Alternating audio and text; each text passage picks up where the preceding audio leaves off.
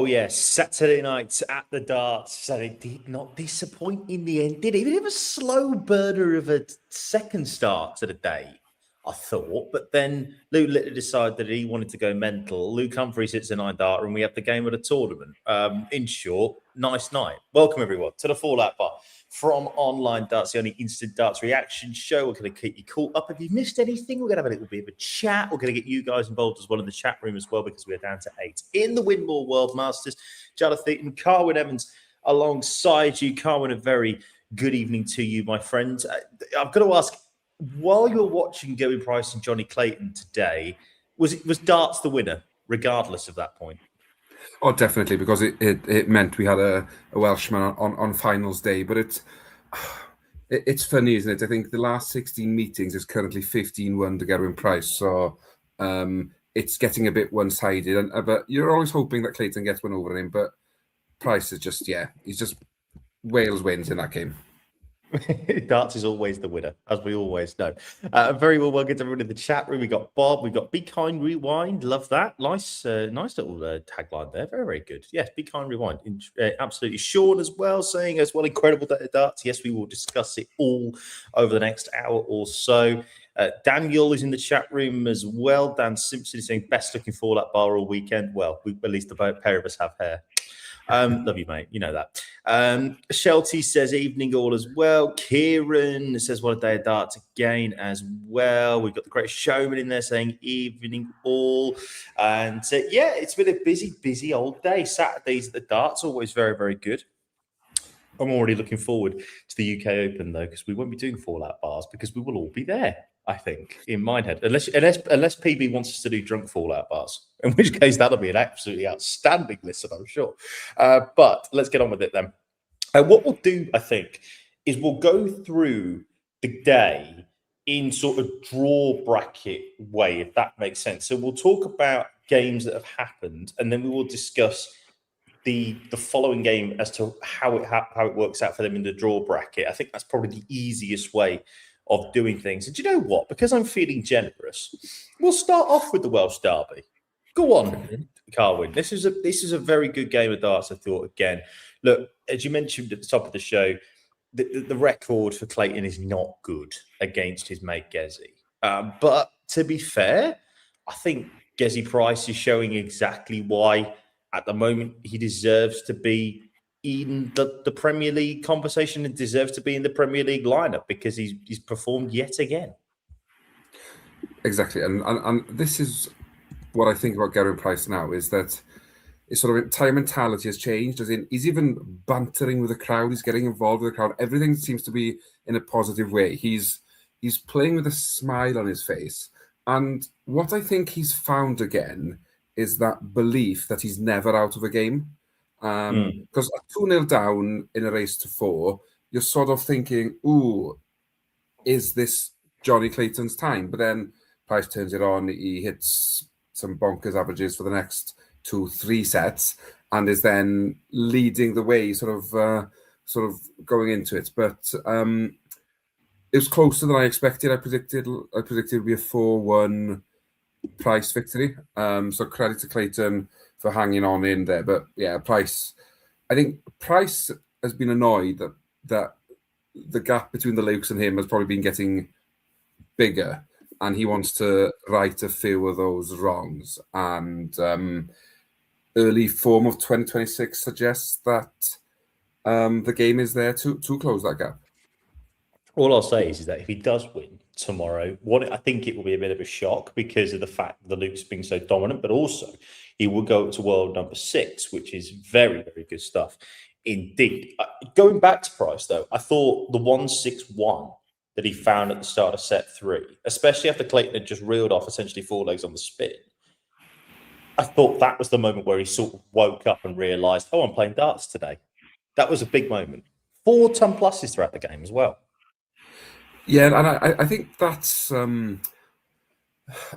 that's what he does. He gets that moment in a game where the switch flicks and he's back in it, and he's almost a different player.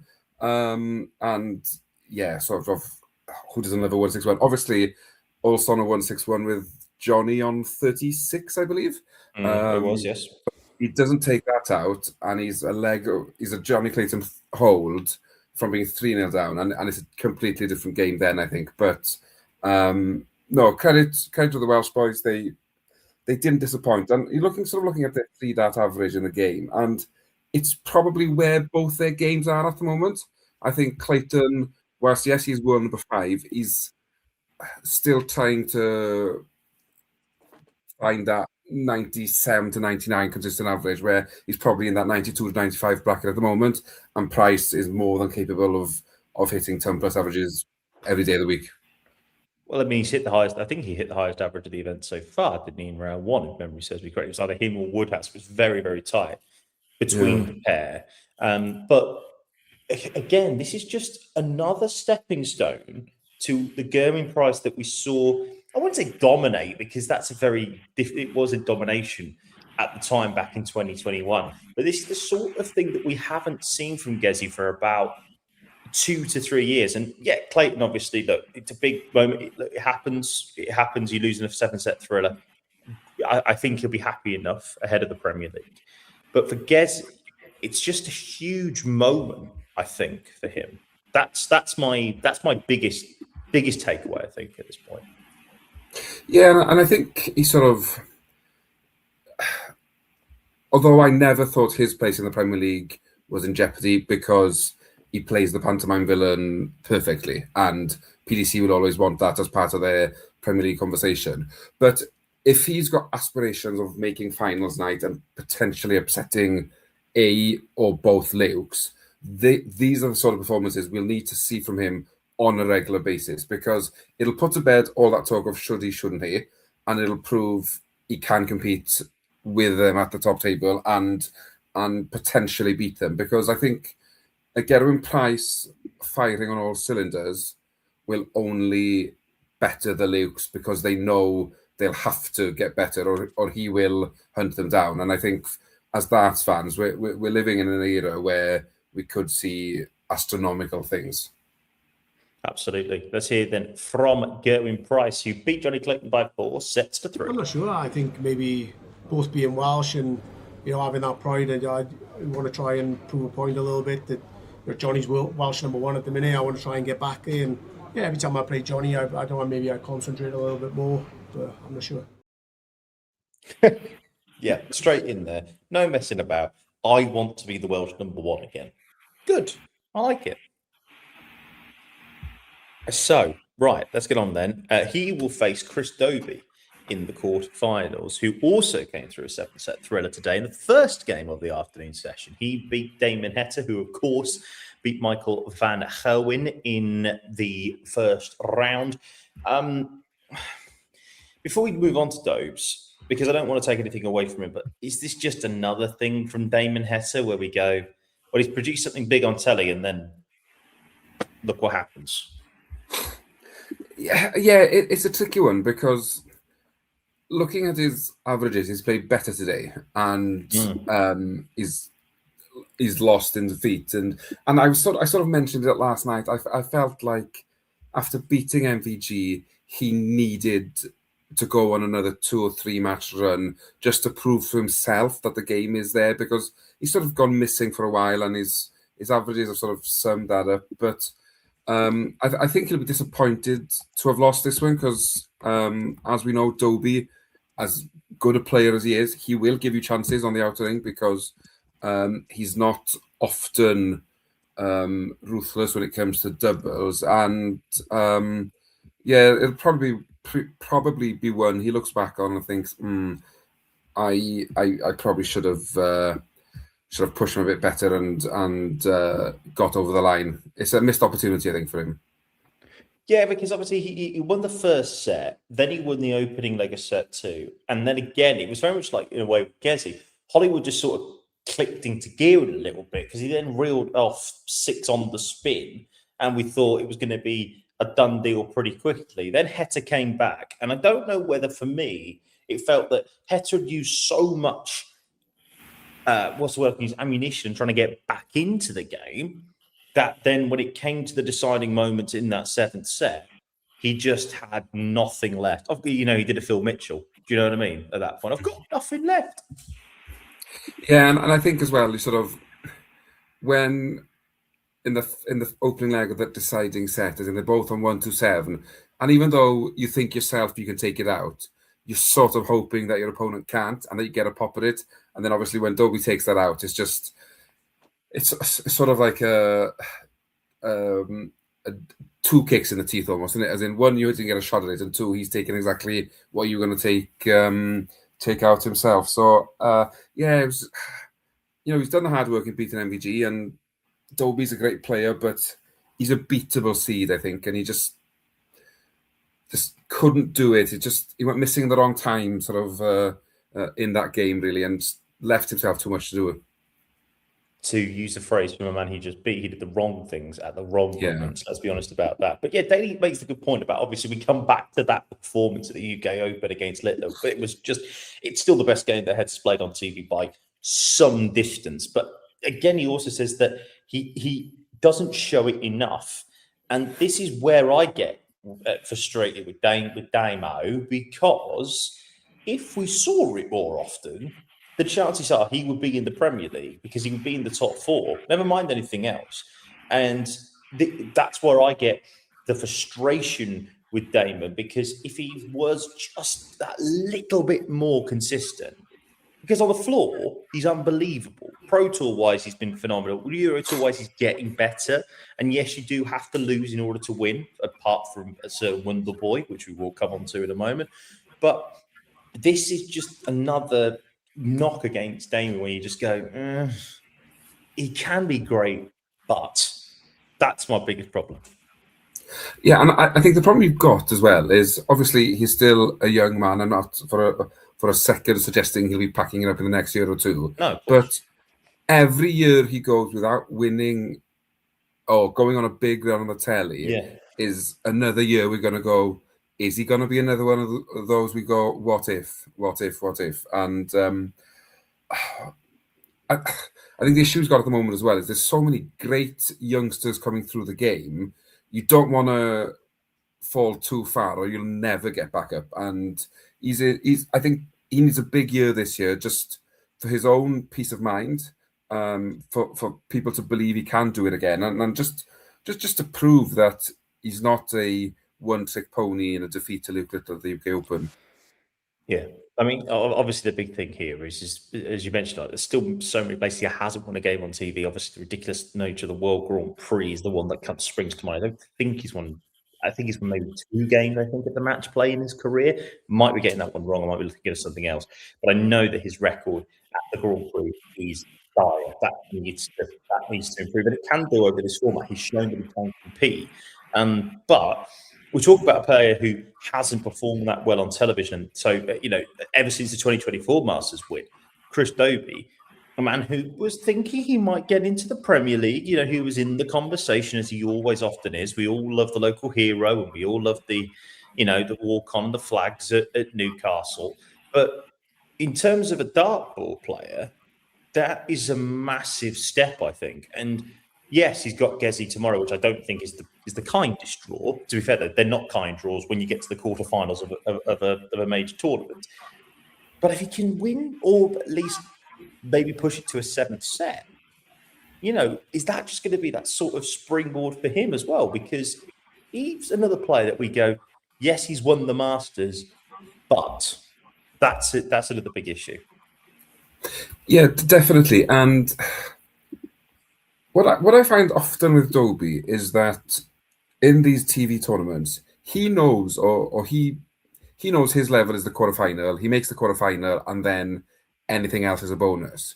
Where I almost think he needs to not change his attitude, because it's not an attitude problem, just his belief in his own game. I think that why can't he be the guy who's in the semi? Why can't he maybe be somebody who upsets the Luke in the semi-final and makes it to the final? As in, he's got the game. He just needs to sort of do the right thing at the right time in those games. As in, it's all well and good cruising past somebody in the early rounds, but when you come to your Gezi Prices, your Lukes in the semis, whoever it is from here on in, that's when you need the 103 average, 60% on your doubles. There's no point doing it against qualifier number 6 or whoever he's played in the early rounds. And I think that's where he needs to. Again, it comes down to consistency, I guess, and performing at the right time in those big crucial games. Yeah, the qualifier family had 8 chances, but did not make it even into the quarterfinals. But a man that did, who will be playing Gezi Prize, which we were predicting later on in the show, is Christopher Dobie from Newcastle. The Geordies needed something today, I think, to give them a bit of positivity after getting humped by Liverpool. Hello, Dan. Good evening. Here's Dobie. Yeah, of course, and like I say, that there's a lot of good lads in the same stable. You know, management great. I get on well, and I have a good relationship with them before we even started the management, and it does help. I'm relaxed going into tournaments, no pressure, just go out and play darts, and that's what it should be about. That's what it should be about, indeed, and that is what it was about for Christopher today. Let's move on then. The other draw, or the other quarterfinal in the bottom half of the draw, will be a certain James Wade against Kian van Veen. Now, we'll touch on Wadey first, because obviously Gando was the player that he was playing, and he defeated him by 4-3. And again, another really, really good game. A game that probably could have gone either way. 11 180s.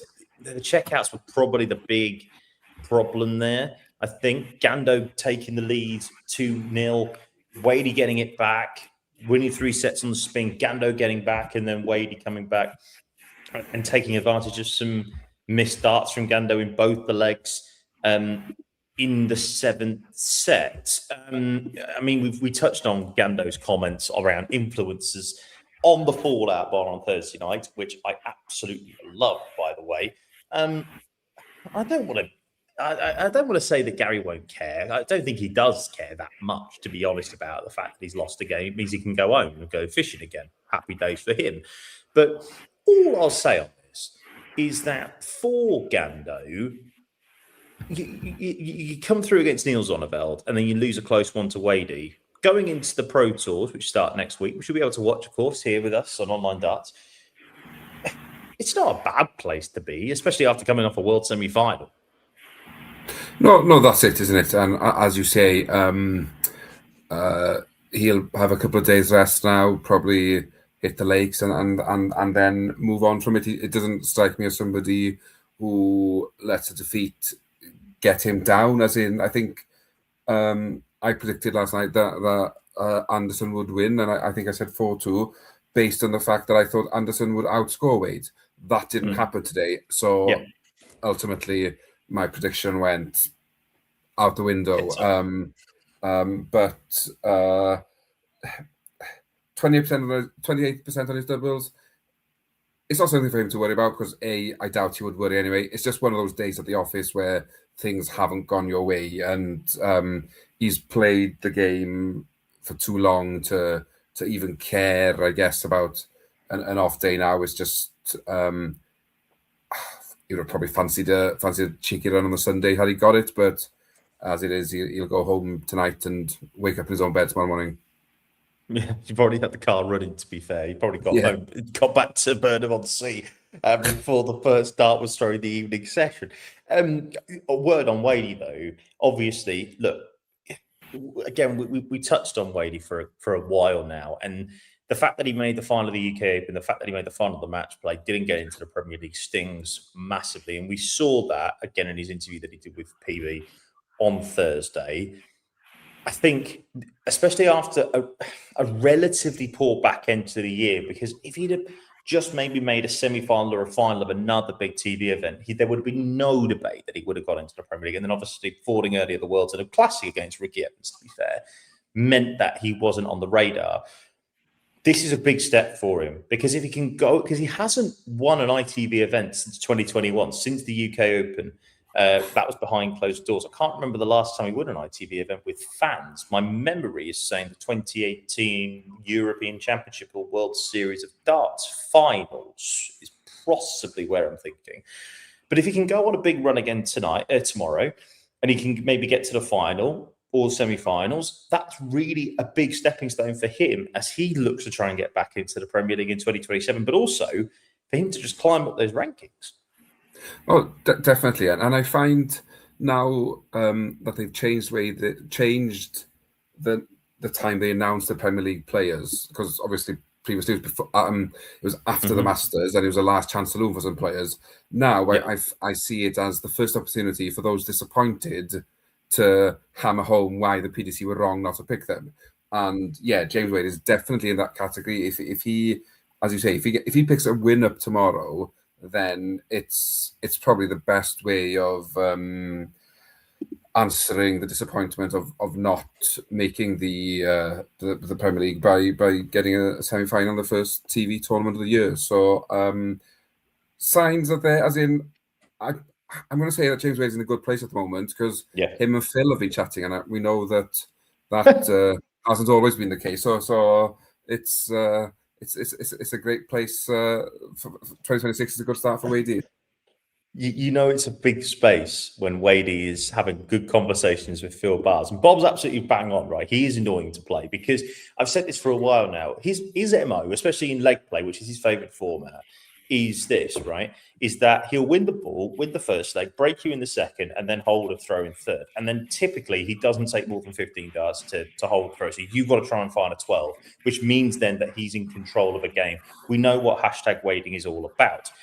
And but in a set play format, again, and I don't want to go down this road, because I think there'll be some fans out there thinking, well, if he can win in a 3-leg set play format, why can't he then go and win in a 5-leg set play format at the World Championships, especially as he's moving into a new room now?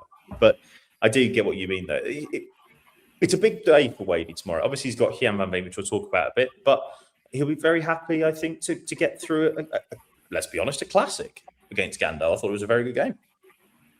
Well, yeah, exactly. And we've also got to think, how many more Anderson v Wade classics will we get? So I think if we get a last set thriller in everyone we get from here till either player retires, then we can be more than happy, because I think both will go down as great players, maybe even legends of the PDC when they both do eventually hang up their dart. I don't know if that's the put them back in the case, right, maybe.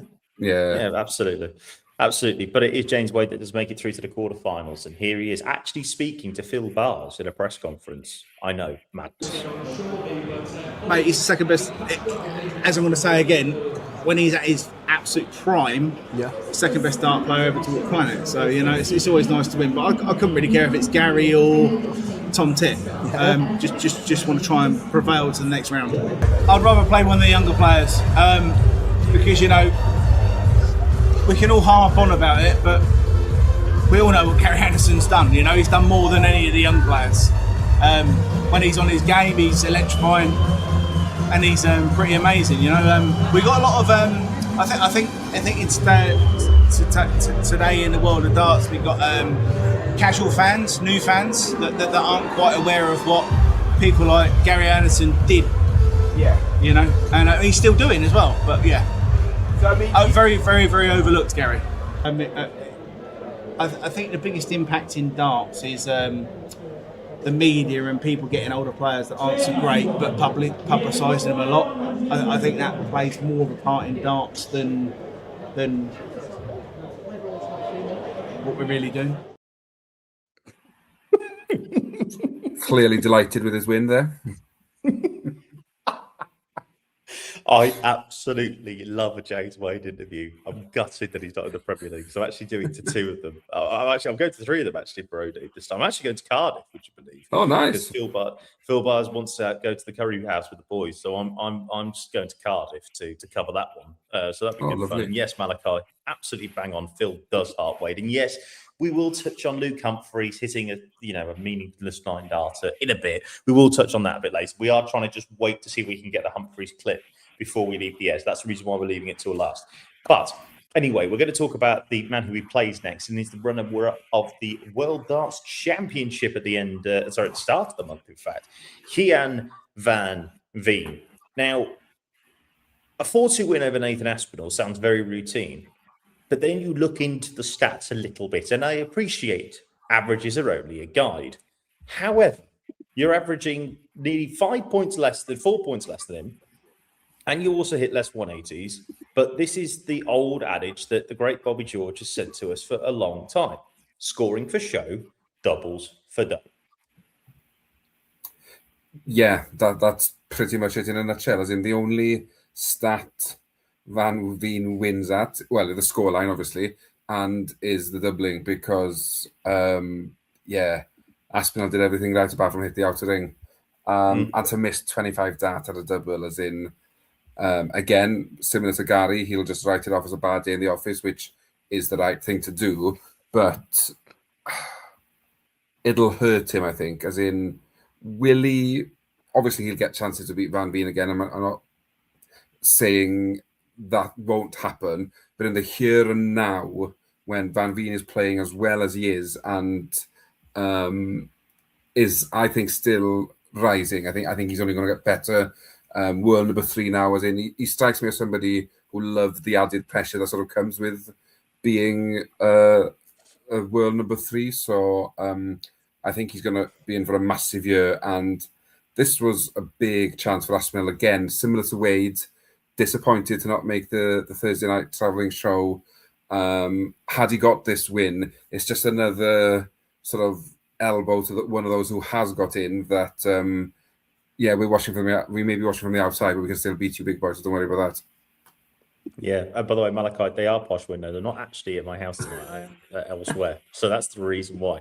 The simple fact of the matter is this, like you say, it is a bad day at the office for the Asp because he did everything bar hit the doubles, as you rightly pointed out. But the big thing that I've got from this is that for Heian, this is a big moment again for him because, yes, he's made the World Championship final. He went on a great run, played against Dando. We know what happened in that semi-final, best game of the year so far, only 2 days in. However, my big thing here is that he's won a game ugly.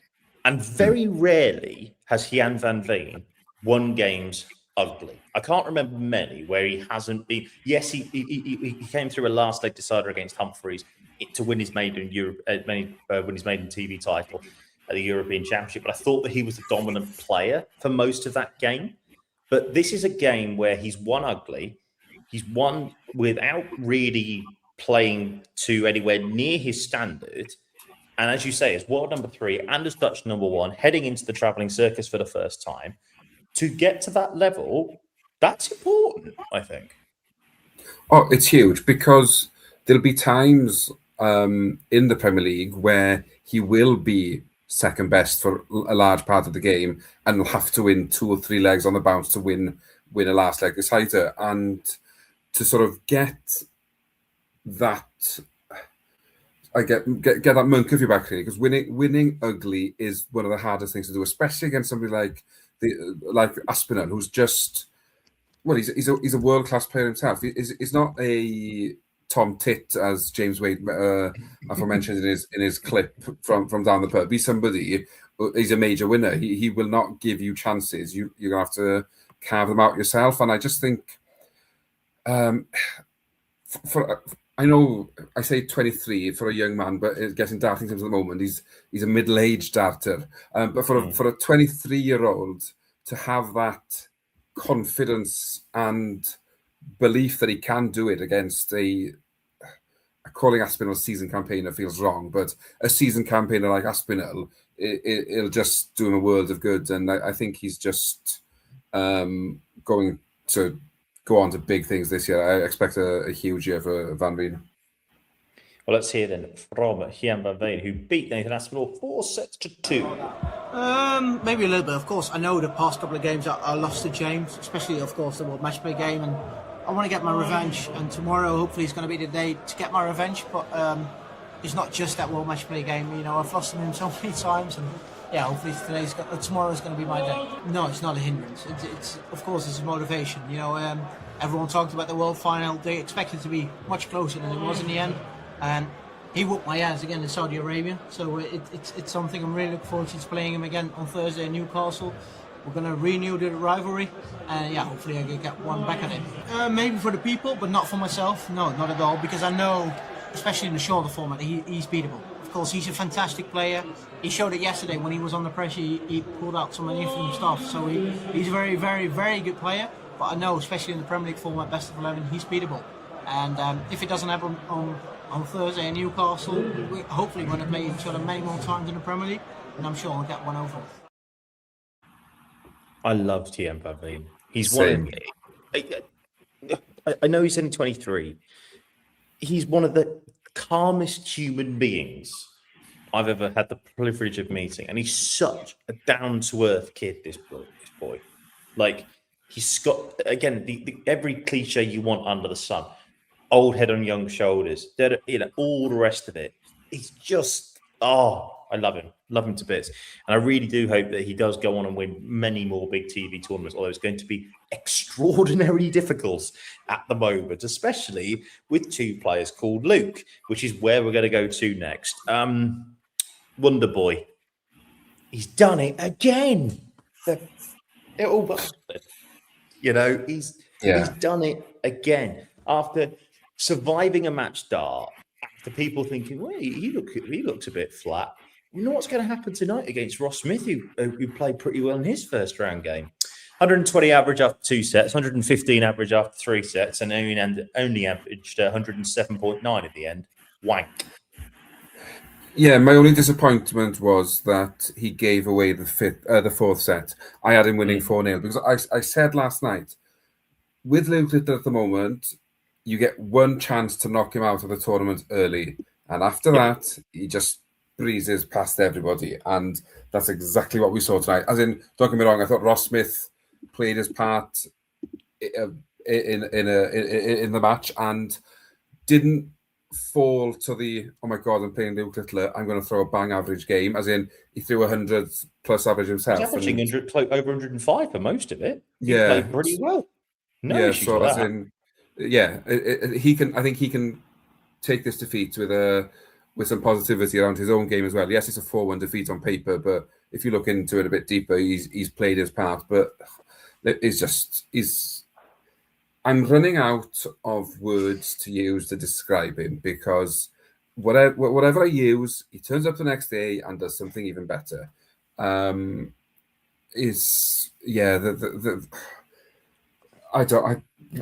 does it stop? Where does he get to before it stops? And it doesn't. I tried to explain this to this many people so often. It doesn't stop. This boy will win as many titles as he wants to for as long as he wants to. There is nobody on his level. Yes, Luke Humphries is very good. Yes, Jan van Veen is very good. There are levels to this game, Brev. He is Thor. He is that man. He is inevitable. Luke Littler is inevitable. And I struggle to keep my emotions in check, because obviously I've watched him since he was an extraordinarily young kid. Know his dad, know his mum.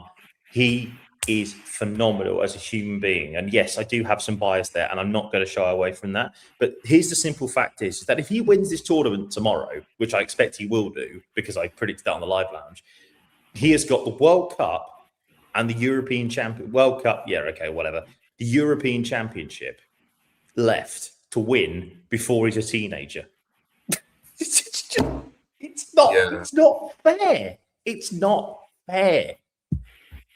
No, it isn't. And I think the worst thing about it is you can't be angry, you can't be jealous, you can't be annoyed with him, because he comes over so well in interviews, and he looks like he's just living life. And as somebody put in the comment there, it's Littler's world, and we're all living it. And that's exactly it. That is where we're at the moment. I think it's he can do whatever he wants, and we all just sit back, watch, clap, and get excited, because I'm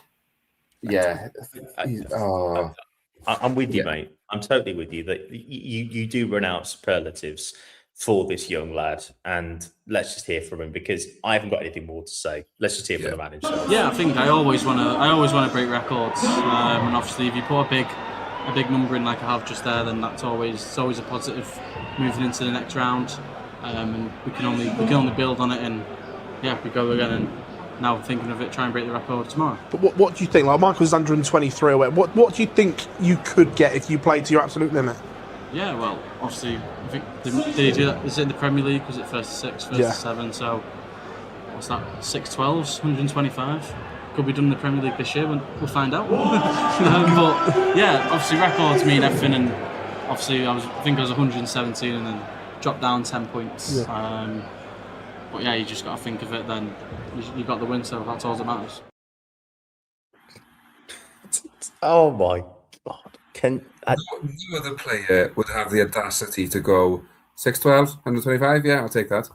No other player in this world would even dream of that. Nobody would think they could hit 6 consecutive. Maybe 3 or 4, yeah, potentially, but 6. And the thing is, we know there is a high percentage of a chance he'll do it, and Yeah, that's the thing. He will. He will eventually. Like I keep saying to people, he's not even reached his peak yet. He's not reached his peak years. And there's a comment there saying, I'm genuinely starting to think he can go on and beat Taylor's record. He will, as long as he wants to play darts for as long as, even for the next 20 years. I reckon he could probably break Taylor's record by the time he's 40. I do genuinely believe that. I think he could probably win each of the next he could win one of the next 2 World Championships, like every single year. Win the World Championships every other year for the next 2, for the next 20 years, and he'll probably be there or thereabouts by that point. I can't do maths this late at night, but he's just, as I keep saying to people, generational talents come around once in a generation. That is the literal definition of it. You have to enjoy it. And yes, it probably does get boring. It was boring watching Taylor win everything. It was boring watching Van Gogh win everything for a while. And it will get boring watching Littler win everything. But take away that element of you wanting competitiveness and just, to use the Rio Ferdinand meme, just enjoy it, man. Just enjoy it, because it's just remarkable. The next opponent for Luke Littler is Josh Rock. And I say that very jokingly about the victory stuff, because Rocky in that World Match Play semi-final, I keep coming back to it, obviously had that game as well, I think in the Slam, was it? I think it was last year. Might be wrong. Someone will correct me in the comments. But, I mean, obviously, what is there more to say about Josh Rock as well? 4-1 win over Rob Cross, and let's be honest about it, he was barely tested tonight. No, it wasn't at all. What I love about Josh Rock is it doesn't bother him that he's playing somebody from the same stable, as in he's got a job to do on that stage, and he does it, and he does it so well, and he's another one full of confidence, and he's the sort of player, a bit like Van Veen, and I think it's these boys will be the players pushing Littler and making him better, because they will raise their game to try and close the gap. And Rock just plays the game the right way, as in he's an enjoyable player to watch. I love the fact that he's in the Premier League. I think his energy will make it a world of good, and he's one of those that maybe not in set play, because it's too many chances for Littler to get back into a game, but in a best of 11 legs, I think he's somebody who could beat Littler, because he gets a burst of 3 or 4 legs and then he holds throw a couple of times and he's there. But I'm excited for tomorrow. I think it could be an absolute classic. Hopefully, Rock plays his A-star game and Littler's at an A-B game, and then I think we're going to have a real battle on our hands. But if Littler does what he wants, then who knows? Yeah, I mean, obviously he talks about it in the interview, which we'll play in a second, about the fact that he's playing his teacher, as it were, Rob Cross, and that's important for him. But I do think that Cross, look, again, you look at the back end of last year, he could win, an egg and spoon race. Let's be frank about it. But to get a win on that stage on Thursday night, and on Friday night, obviously beating Ryan Searle, who obviously was a World Championship semi-finalist not too long ago, no mug at all. And to do that, to get at least back in the winner's circle, that's quite important heading into what is a massive year for Roberto Cross. Oh, exactly. As in, he will not be happy where he's currently at, and he'll want to right a few of those wrongs. And I that's what I'm sort of loving with the rankings at the moment, is from sort of 15th to 22nd. I think there's not much there, as in you get one big run and you're sort of flying up the rankings. You lose in the first round and you're falling back down. So, but I think we all know Cross has the game.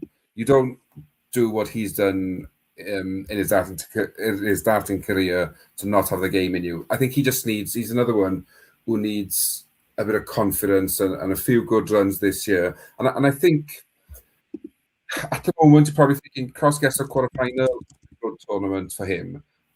6 months down the line, he's probably thinking, actually, I need to get to a semi now, I need to get to a final. And he needs to not rebuild his career, but not compare maybe what's been to what's to come. Because I think dart is a very different place now to what it was when he won his World Championship. Yeah, absolutely. Just a quick one before we hear from Rocky. If you were to go and beat Littler tomorrow, again, heading into the 17-week travelling circus, lay that marker down. Massive, yeah. It's huge for him, yeah. Let's hear from him then. I think after the first 2 sets, possibly, yeah. What was it? As everybody says, it's like the student and the teacher, you know what I mean? With Phil Taylor and Adrian Lewis. Rob's taught me a lot in this game over the last couple of years, obviously the same stablemates and stuff, so people won't believe massively he's helped me mentally, obviously throughout the years, and he's very, very good when it comes to talking, when it comes to playing, so yeah. It was hard, but at the same time, up there to do a job. He is at the zero job, and he did it very, very well indeed. Right then. The good thing is that I've just found out that we do have a clip from the final winner of the night. So let's go and talk about it. Game of the tournament. I think this tournament has really been a slow burner. Very similar actually to the Australian Open, actually, which of course the finals tomorrow morning for us in the UK. It's been a very slow burner, but it was worth it tonight at the back end of the night. Luke Humphries, Luke Woodhouse produced not just the game of the tournament, but for me, one of the games that you'll see on Sky Sports Gold over and over and over again. Absolutely tremendous. And we have the first Neen Dartar of 2026. And it was so perfect as well. Like, it was literally one of the most perfect nines you'll see. The double 12 was just bang in the middle. And to be fair, as soon as he hit the fifth 180, sorry, the fifth triple 20, called it. I had the hand up in the air. I was going, it's going. Don't worry about it. Move on. Yeah, you'd almost like, if you were to place your darts in the dartboard for a 9-darter, you pretty much hit that spot. As in, it was perfection. And sort of from that point, you're thinking, okay, well, he'll wrap this up now, and we'll be on the fallout bar early, and we'll all be tucked in bed by 25 past 11. But I was hoping so. Yeah, in true Luke Woodhouse fashion at the moment, what he does is he battles, he fights, he finds his way back into a game, and he makes it difficult for his opponent. And I think this is why he's a player that everybody's talking positively about and climbing those rankings throughout the course of the year. But I sort of got to hats off to both players, really, because Luke Woodhouse were coming back into it and making a real battle of it. And then Luke Humphries, after seeing his 3-1 lead disappear, having the nerve in the last leg to go 2-3-4 in 2 visits, and that's why he's former world champion, world number 2, and probably a player who's still who has aspirations of climbing back above his namesake over the next few years. Talk about Luke Woodhouse though, because again, like, he was averaging the best part of 106 after set 4. That was the first. I think that was the second. Sorry, the first. Sorry, he got on the board in set 3. Took him a while, obviously, after the break to do that. And I did think that I went, bloody hell, he's only going to get 1 set and he's averaging 106. And yes, obviously, he was averaging 106 because he wasn't getting chances at the doubles, because Luke was just on, Humphries at least anyway, was just on another level at the time. But for him to have the stones to come back, because most players, I do think that most players would have gone, it's 3-1 against Luke Humphries. I've got 2 sets that are against my darts. Let's just get this over with. You know, it is what it is. But he fought. And this is, like you mentioned about Woody, one thing we are seeing at the moment is that he's taking on that Nathan Aspinall role. He's the fighter. He's the grafter. He doesn't give up. And like he's following John Cena's footsteps, the never give up stuff. And it's big because if you're going to climb the rankings, especially with how close it is between everybody at the moment, you know, the big moments like that, especially when you go up against the Pro Tour, because he hasn't even won anything yet on the floor. Never mind anything else. It's always going to be difficult to win your first title on television. Let's be fair and frank.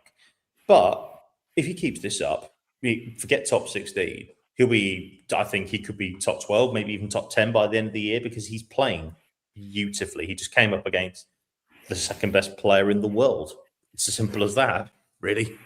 Yeah, but in that match as well, he has won a set to stay in the match, fighting off 111 average from Luke Humphries. So it's not like Luke Humphries dipped. It's just Luke just went, hold my beer, lads. I want to make a game out of this. And it'll be interesting to see how he does this year, because he's doing everything right and he's putting the performances in to make me think that he's probably going to win something. Just because he's shown now as well. He's got the consistency to do it round after round. It's not just a flash in the pan here and there. It's backing up performances, game after match, which is fantastic to see. But it is Luke Humphries that does go through. Now, we haven't heard this because we've been on air while this interview's been going on. So let's just hear from him now. Here is Mr. Luke Humphries. Yeah, it does, of course. So many opportunities this week, to be fair. So many people, and they couldn't do it. And I'm like, well, I'll be the one to do it. You know what I mean? But, when you hit the two 180s, it's kind of like, it's a 1 in 10 shot, really. And most of the time it don't go, and sometimes it does. But, of course, for me, for the sponsor, it's always great to be the first one to hit it on the new board. And... it felt like it was going to go. So the treble 20, the treble 98 and double 12, it felt natural. So, for me, the great thing is that's 3-9 darts, another 12 months, so maybe I can keep going it a few more in the future. The fact you've hit 9 with the new flights and every setup, now, in your head now, is that now perfect? Well, it's more to do with the fact that I can't just have one bad game and go, let's change back because they ain't working. Because I showed 2 games now that I can actually show good scoring, good finishing, and show bottle at the end of the game like I did there. That 54 was always really tough to hit. No matter what tournament it is, if it's a Players' Championships or World Final, to take out that 54 in the last leg decider, and I've done it under the most real pressurised circumstances. I can't look back at them darts now and go, they can't work. So this is just a small change, but I'm going to keep changing and trying to find anything that can make me even better than I was yesterday and today. I'm always searching. So, but I feel content with them. Good, like that. No pissing about. Like it indeed. Right, he will be taking on Daniel Noppert of the Netherlands in the quarterfinal. He will be playing in the last quarterfinal of the day, and the last game is against Stephen Bunting that we're going to be talking about. Yes, Roberto, there you go. Why did you just get the Bunting match? We didn't. It is the last item on the running order because we were waiting to see how we can get Luke Humphries clip. We haven't got a Danny Noppert clip, unfortunately. What is there to say? Really, I've tried to tell people, and if you don't want to listen, that's fine. But the evidence is there, Brev. The evidence is there. Well, yeah, I think to this match summed up everything everyone has been talking about on social media, and it was worrying from a Bunting point of view, because he had nothing, as in only 9 darts at a double, I think says a lot. And I don't want to take away from Noppert, because I thought he played well, but when you see a player of Bunting's ability rocking up with an 89 average, just under 89, there's something not right there. And I don't know now if all the hoo-ha with him coming out and saying he's the people's champion and then sort of retracting that, and obviously reading comments and opinions that why is he in the Premier League, as in, is it playing on his mind? Because we don't see this from Stephen Bunting. Even when he was on an 8-week, 9-week, whatever it was in the Premier League losing streak, he was putting in 102, 103 average. So for this performance to happen now is just it's slightly worrying from his point of view. But from Noppert, again, it's just the best answer. Your face doesn't fit the Premier League. What does he do? He batters one of the faces that does 4-0 and does it without breaking sweat. Yeah, 1 for 9 on the outer ring in the end for Bunting, which tells the story, whereas Noppy was 8 of 16 on the checkout. So I think that obviously tells the story of the game. The simple fact is that I don't know how close Danny Noppert was going to be to getting in the Premier League. 5 TV semi-finals, in my opinion, should get you in.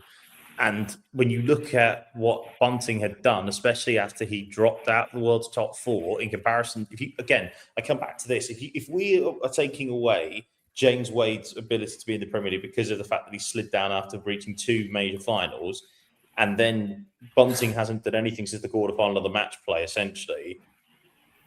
I appreciate the World Series, but that has never really impacted decisions in the Premier League at all. You look at, obviously, like, there's loads of examples of this.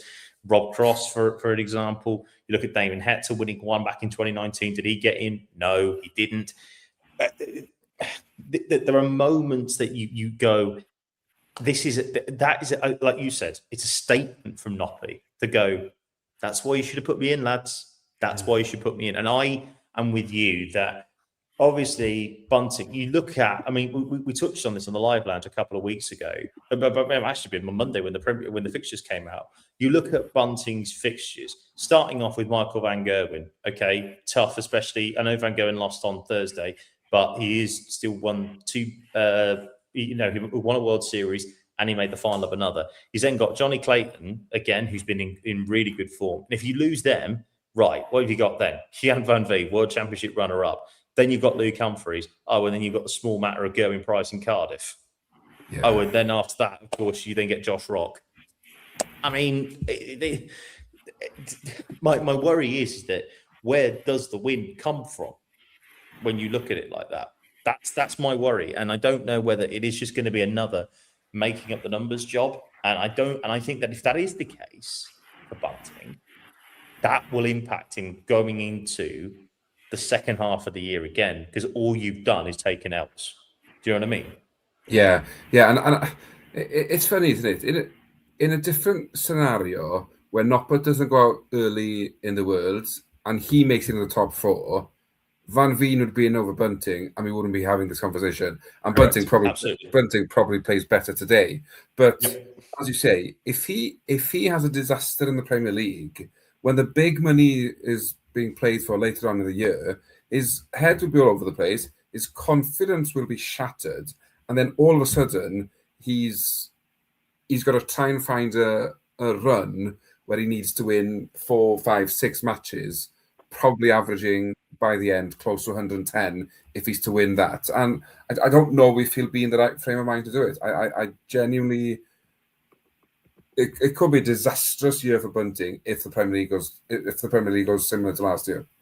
Yeah, if it goes tits up, then I agree. I think it could impact him massively, and especially with everything that he said around the People's Champion and stuff like that. Hasn't been the best start of the year for him. Danny Noppert, though, is in. We will touch on him a little bit in a second because it's prediction time.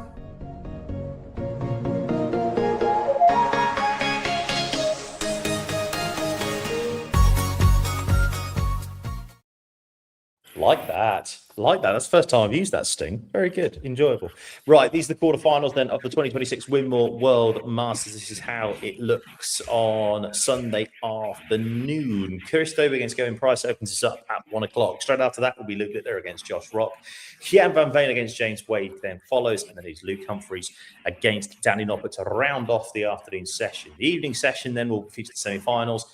Dobie will take on the winner of Dobie and Price will take on the winner of Littler against Rock, and the winner of Jan van Veen against James Wade will take on the winner of Luke Humphries against Danny Noppert. The winner of those 2 games will then meet in the 2026 Winmau World Masters final. Carwyn, let's touch on it then. Quarter-final time first off, and then we'll go through all the rest of it. And of course, chat room, get involved as well. That's how we're going to be doing.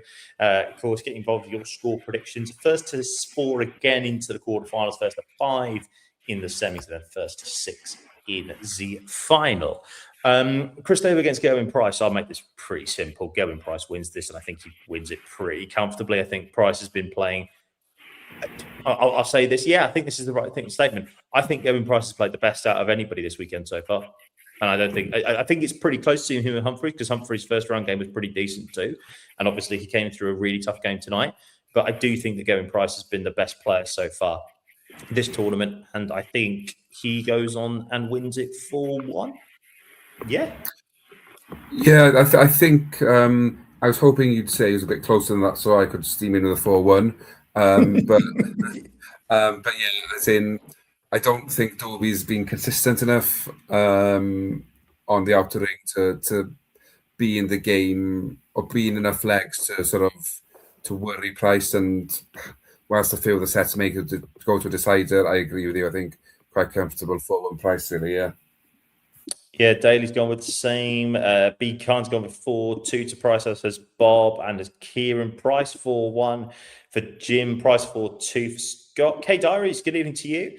4-3 he's going with there. So there you go. There's the one real close one there. Wales BKB says Price 4-1. Surprisingly, with that username, he's picking Gavin Price, I think.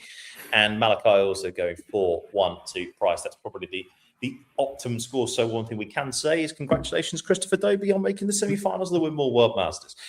Luke Litter against Josh Rock. Really excited for this game. If it is anything like the two games that we've seen with them previously on the television, this could be very, very tasty indeed. I don't know with this, because I've always said Litter wins lol. But with the way that Josh Rock has been playing, I don't know whether this is going to be a bit closer than I think. I'm not sure. What do you think? I'll let you go first on this one. I'm gonna not sit on the fence, but I'm gonna give a case for both players. Yeah. I think if it goes to a 7th set, Josh Rock wins. I agree with that. Yes, but I agree with that. My gut tells me that it doesn't go to a 7th set, and that Littler wins it in 6, and there's 4-2 Littler. But averages that we're sort of talking about for months, and the performance, game to remember. Littler wins 4-0. Be 2-1 in each leg. Go on. I've got to back you. I've got to back my boy. You know this. Look, I'm not saying that Josh Rock will not play well. I have a funny feeling it's going to be like 110 plays 107. Both will be about 40-50% on the checkouts, but Littler will just win each set 2-1. And that's how I think it's going to end up. What we got? Littler 4-3, says Malachi. Littler 4-2. We've got a Littler 4-1 in there as well. Wales saying Littler 4-3, Rock missing a match darts. That would be interesting. Rock 4-2, says Jim. Be Kind says 4-2, Littler Rock 4-3. And MJ as well saying Rock 4-3. A lot of 4-3s for Littler. So for Rock here, backing up your point there, Carwyn, that if it does go 7, I'm with you, though. I do think that Rock will win if it does go to 7. But we will see where we go. Yes, that's my problem. I think Rock doubles will hurt him, and I think that's his issue. I think that in the crucial moment, Littler will do that. In the crucial leg, third leg of sets, it will look a hammering, but it will not be a hammering. That's where I'm going. Right, third game on. Jan van Veen against James Wade. And if this was a leg play game, I'd be backing James Wade to win all day, because James Wade will be able to do the business against Jan van Veen, slow the game down to a certain pace. Jan likes it at a decent pace as well. I'm not saying that James will play mind games, but we've seen that it can happen before. In set play, I don't think it matters as much that James will win the ball, win the first leg, and do what he normally does in leg play. Having said that, do I be bold? I did say to get to the semi-final, didn't I? On the live lounge. So yeah, I kind of got to stick with it, actually. Yeah, Van Veen wins 4-2. Yeah, based on what I think happens tomorrow night, I'm with you that Van Veen wins. But I think it goes all the way, and I think he wins 4-3. Okay. I think Wade may even go ahead early on, and then Van Veen will settle into it. And because it's set play, it's easier to get back into the game than if he was 5-2 down or whatever in legs. Yep, fair enough. Okay, again, I don't dispute that at all. The Be Kind saying Hian wins 4-1. We've got Wadey winning 4-2 for Daly. Hian for Jim saying 4-1, 4-0 for Wales BKB. Scott saying GBV 4-3. If this goes to 4, I'm very similar with you with the Littler and Rock game. If this goes to 4-3, there's only one winner, and that is James Wade. You know, that's simple as that. Slow retriever darts by Wade as he loses. Yeah, 4-2. Love that. GM 4-2 says Malachi. Ben saying 4-3 Wade. Again, if it goes to 7, 100%. Totally agree with that. Right. Where have we got as 2 as well? GM as well, 4-2 there for MJJ. Final game of the quarterfinals. This is what I wanted to touch on with Danny Noppert, is the fact that Noppy, of course, as we talked about, made 5 semi-finals last year. 3 of those he played Luke Humphries, and in all 3 he got battered. Now, do I think this is a new Danny Noppert? Yes, because he's got a chip on his shoulder. Rightly so, as we've talked about, in my opinion. Is this a new Luke Humphries? Not a new one, but it's just a Luke Humphries that does not wants to make Littler wait one more year to make sure that he gets the Winmau World Masters. Yes, it is. And so I think the thing is that Noppy's got to improve because he's not going to play he's not going to play a bunting level game, do you know? Yeah, Humphries wins this. I'm going to go 4-3 again, actually. I'm going to say that Noppy just does a Michael Van Gogh, does the right things at the right moments. Well, I'm going to go with Humphries 4-3. Humphries wins. Yeah, I think I'm with you. As in, do I see Noppert hitting 105 average and being 50-60% of his doubles? I don't, and I just think that to beat Humphries in his current form, you need that level, and I'm not seeing it at the moment. And I think as well the fact that Humphries does seem to have his number in knockout darts, that he continues this run, and I think. I think they both hold the first 2 sets, and then from there Humphries just finds that break and wins 4-2. Yeah, that's what Malachi also thinks as well. 4-2. Jib's going Noppert sneaking it 4-3. Be Kind saying Humphries wins 4-2. Same with Daly. Humphries 4-3 for Scott. He's in your head. There goes Wales. They're saying 4-1.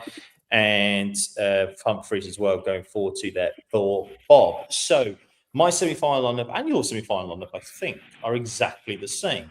It will be Price against Littler and Van Veen against Humphries, which means I've got 3 out of 4 semi-finalists right from the live land, because I had Van Gerwen getting through because of the way you've been playing, obviously, lol. So your semi-final lineup then, out of your semi-finalists, chat rooms all get involved too as well. Where do we think?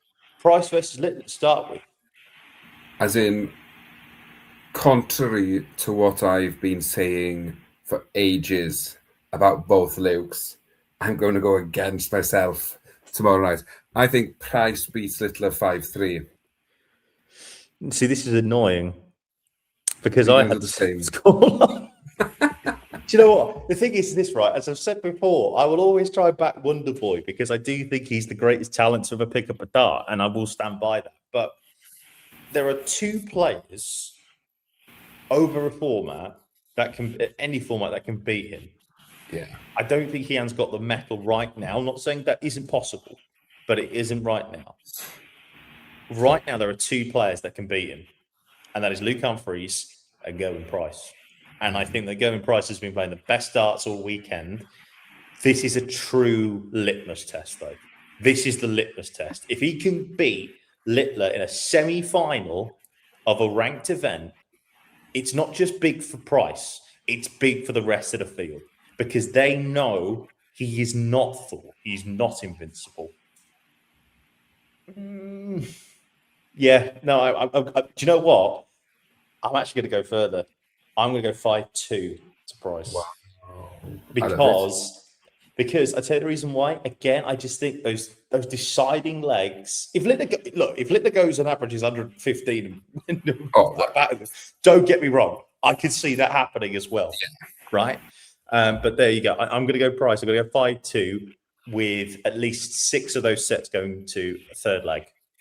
I don't think there's going to be many that will not do there. Jim's obviously got Rock going through, so he's gone Price 5-4 there. Price 5-2 for MJ and Price 5-4 for Scott. I think, again, if it goes to a deciding set, we saw what happened in the Grand Prix. I just don't think if Luke Littler takes a game to a deciding set, Littler wins lol. That's just a fact.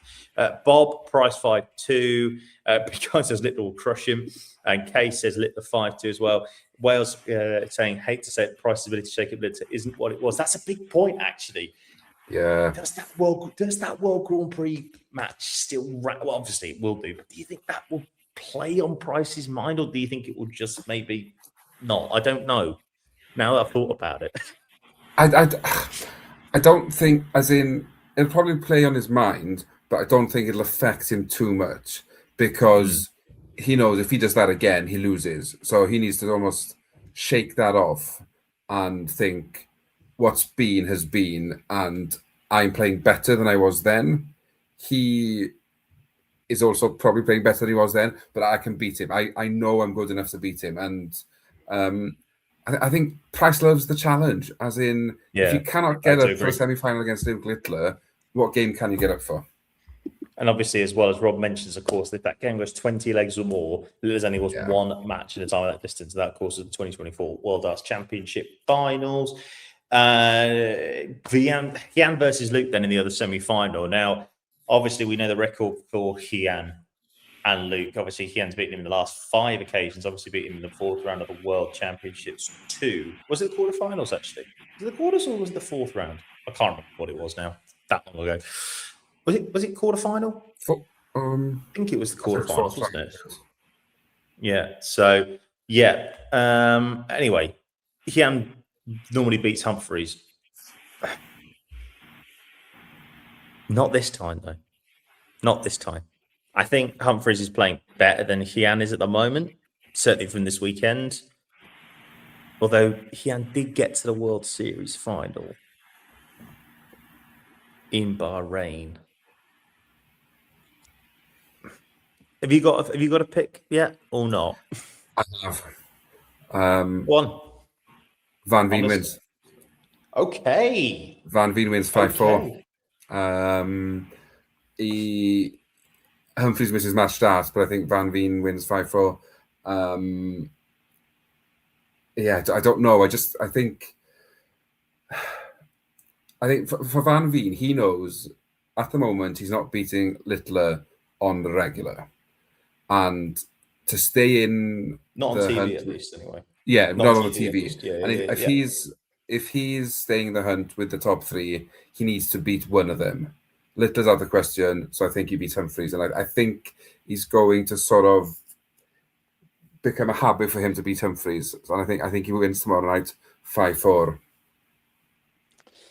Golden Knight Dartsford says, have you been huffing fumes? If Littler gets beaten in a longer format, the boy, I don't know what to tell you. He isn't losing. It has to happen at some point. It can't go on like this, can it? It can. It can. I don't know. Darts will be the winner. No, I know. We don't do that on this show. Jan van Veen wins. I think he wins 5-3 because I think if it goes to a final set, I do think Luke might think, right, I finally got him. Yeah, finally got a chance to do him, and especially over a short format like this in terms of the 3 legs and stuff. So yeah, I think Hian wins 5-3. Scott says the same. Luke wins 5-3, says Bob, and Hian van Veen versus Luke Littler, tricky. Littler just Humphrey, at 5-4. So I think we both got the same final. Yeah. This is not happening. Christ. Yeah, so it's definitely a Luke final. Yeah, absolutely correct. 100%. That's one thing you can put your mortgage on that now.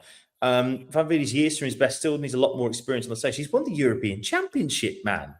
He's made a World Darts Championship final. What more do you want from the boy? And he's won 2 straight back-to-back World Youth and been in it 3 times. Come on.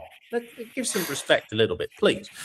But anyway, going Price against Jan van Veen, then what we're saying is the 2026 Winmau World Masters final. So therefore it will, as we say, be a Luke Littler versus Luke Humphreys final. Who wins and why, sir? I'll let you go first, as you've been here with us all the time. I think Price wins. I think he's on a bit of a roll at the moment, and he'll obviously be bouncing tomorrow night, having got past Littler, and sort of in his head then he'd be like, right, that little run of losses to Littler has sort of been quashed for now, and we're back to winning ways, and he'll want it more. I think he's hurting that he's not Wales number one. He's outside the top 10. He's sort of things haven't been going well. They've been going well, but not great for his standards. So I think he seeks perfection, and I think being crowned 2026 Winmau World Master starts the road to perfection for Price, and I think he wins 6-3. Van Veen, having been involved in an epic semi-final, will just not recover quick enough for the titanic battle he faces. Yeah, I do think that whoever wins that first semi-final goes on to win the tournament. I think it's just such a huge advantage. It's the simplest point. Yeah, fair enough, Wales. Yeah, I know you didn't say it was bad, but I like Kian. I will always defend my boy. Again, I've got two boys now at this point. That sounds pretty weird, but there we go. Right, I'm with you. I think Price does win the tour. Again, as I said to you when we started doing the predictions, I think he's been playing the best darts of the entire weekend, and normally the best player wins the weekend. That should be how it works, unless of course you do Littler, in which case you can just turn up on the Sunday and just average 120 and just go see you later, lads, don't worry about it. I think if it is a Price versus Fan Fame final, I am going to go with Price as well. I think it might be a bit more one-sided. I think it will be 6-2. Again, it's not going to be the scoreline will look a blowout, but I don't think it will be a blowout. I think there'll be a lot of 2-1 sets, and that's the problem. That's the joy of set play. You look like you've battered an opponent when really you sometimes haven't. Go on, chat room. Who we got? So Be Kind saying Luke Littler 6, Luke Humphreys 3. Bob saying Luke Littler Humphreys beats Littler 6-4. That'd be huge. If Humphreys can beat Littler in a final, I think that's the only final he's beaten him in is the World Championship final. I think every other game he's lost to him in a big one, so that'd be big for him, of course. Price 6-3 says Scott. Gian Van Veen wins the World Masters according to Jim, beating Price 6-3. Ben saying 6-4 Price as well. Guan says MJ as well. And Daly saying he'll always back Humphreys. So there we go. That is it. That is the Winmau World Masters Fallout bars done. Carwin, thank you so much for your input as always over the last 3 nights, my friend. Looking forward to probably speaking to you throughout the next 16 Thursdays, most of the time, at least, anyway. Yes, congratulations again, mate. Thank you again for all your work. Thank you again as well to the chat room as well.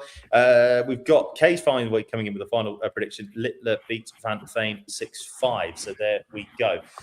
Yes, thank you so much as well for everybody who's been watching us throughout the last 3 days. We won't be with you tomorrow after the Fallout Battle. We never are on a Sunday. That's because for Bart and Dan Simpson, minus myself, I'm not going to be there on Monday because I'm actually working, something which is ridiculous.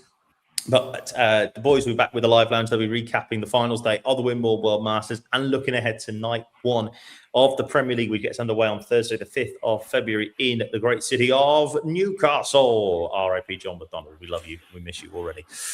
Also, as well, don't forget the Fallout Battle. We'll be back every single Thursday throughout the Premier League. Don't know who's going to be on it. It's going to be a mishmash of people, as it always is. But Carl would probably be sat there. No doubt. That's what he usually be sat there throughout the entire time.